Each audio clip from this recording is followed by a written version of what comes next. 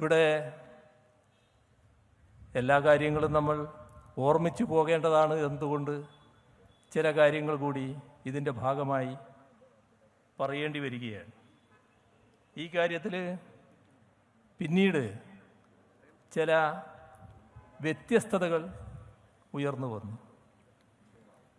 ആ വ്യത്യസ്തതകൾ സാധാരണഗതിയിൽ ഉണ്ടാകാൻ പാടില്ലാത്തതാണ്.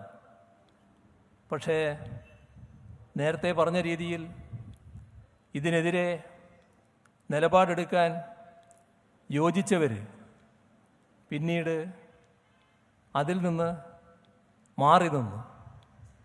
യോജിപ്പിന് സന്നദ്ധമല്ല എന്ന നിലപാടെടുത്തു. അതിൽ കക്ഷിരാഷ്ട്രീയം പറയുകയാണെന്ന് തെറ്റിദ്ധരിക്കണ്ട.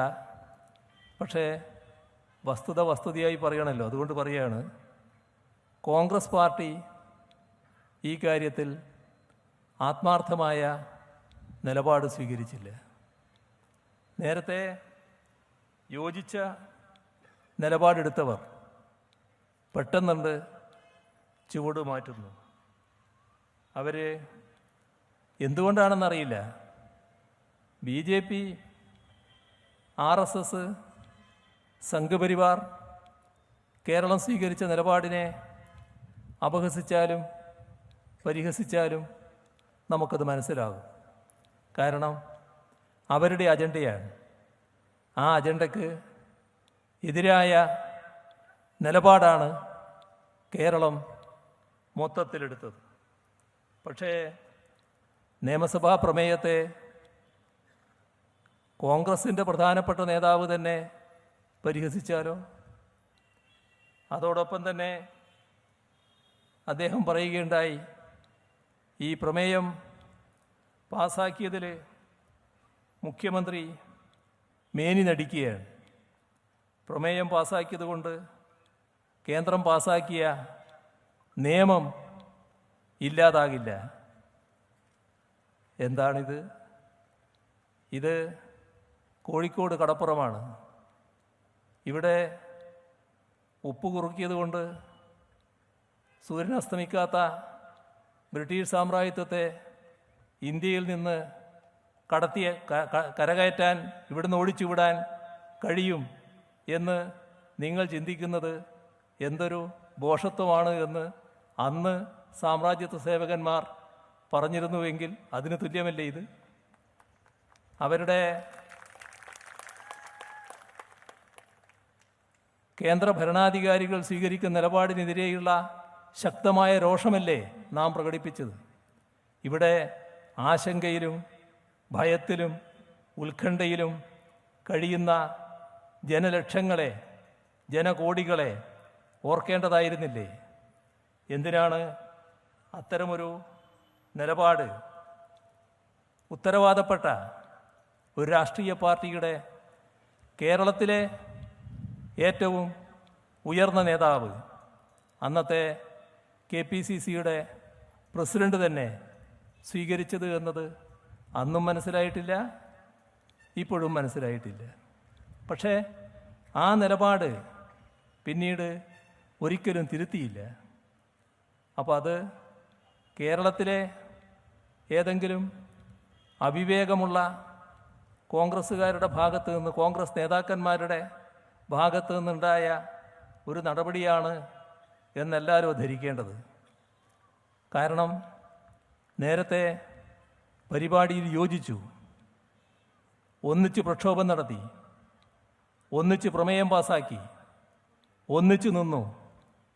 അത് പാടില്ല എന്ന നിലപാടെടുക്കുമ്പോൾ അതിന് അവരുടെ അഖിലേന്ത്യാ നേതൃത്വത്തിൻ്റെ അടക്കം അംഗീകാരമുണ്ടായിരുന്നു എന്നല്ലേ നാം ധരിക്കേണ്ടത്?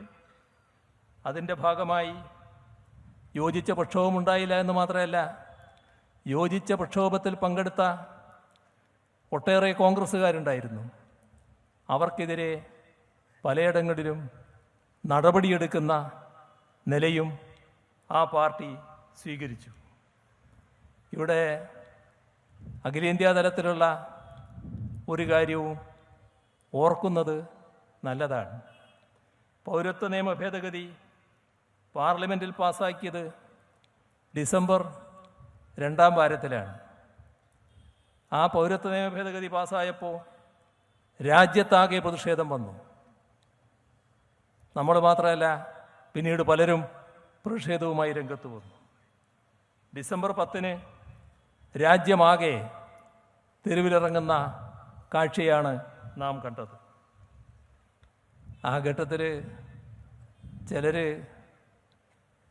ആ പ്രക്ഷോഭത്തിലുണ്ടായില്ല എന്ന് മാത്രമല്ല, അന്നത്തെ പാർട്ടി അധ്യക്ഷയുടെ വീട്ടിൽ വിരുന്നുണ്ണുകയായിരുന്നു ആ ദിവസങ്ങൾ. എന്തൊരു അപമാനകരമായ നിലപാടാണെന്ന് ഓർക്കണം. ഇവിടെ കോൺഗ്രസിൻ്റെ ഏറ്റവും പ്രധാനപ്പെട്ട നേതാവെന്ന് കോൺഗ്രസ്സുകാർ കണക്കാക്കുന്നയാൾ, അദ്ദേഹം രാജ്യത്തെ ഉണ്ടായില്ല, അദ്ദേഹം വിദേശത്തായിരുന്നു. ആ സമയത്ത് തന്നെ വിദേശത്തേക്ക് അദ്ദേഹം പോയി. ഡൽഹിയിൽ പൗരത്വ നിയമ ഭേദഗതിക്കെതിരെ വലിയ പ്രക്ഷോഭം രാജ്യതലസ്ഥാനം എന്ന നിലക്ക് കണ്ടു. ആ പ്രക്ഷോഭത്തിൽ ഒട്ടേറെ ഇടതുപക്ഷ നേതാക്കൾ അറസ്റ്റ് ചെയ്യപ്പെട്ടു. വിവിധ നേതാക്കൾ, സീതാറാം യെച്ചൂരിയെ പോലുള്ള, പ്രകാശ് കാരാട്ടിനെ പോലുള്ള, ബൃന്ദ കാരാട്ടിനെ പോലുള്ള അറിയപ്പെടുന്ന ഒട്ടേറെ നേതാക്കൾ അറസ്റ്റ് ചെയ്യപ്പെട്ടു. ഇവിടെ വയനാട്ടിൽ ഇപ്പോൾ മത്സരിക്കുന്ന ആനി രാജ ആ ഘട്ടത്തിൽ ഈ പ്രക്ഷോഭത്തിൽ പങ്കെടുത്ത് ഗവൺമെൻറ്റിൻ്റെ നടപടിക്ക് വിധേയയായ നേതാവാണ്.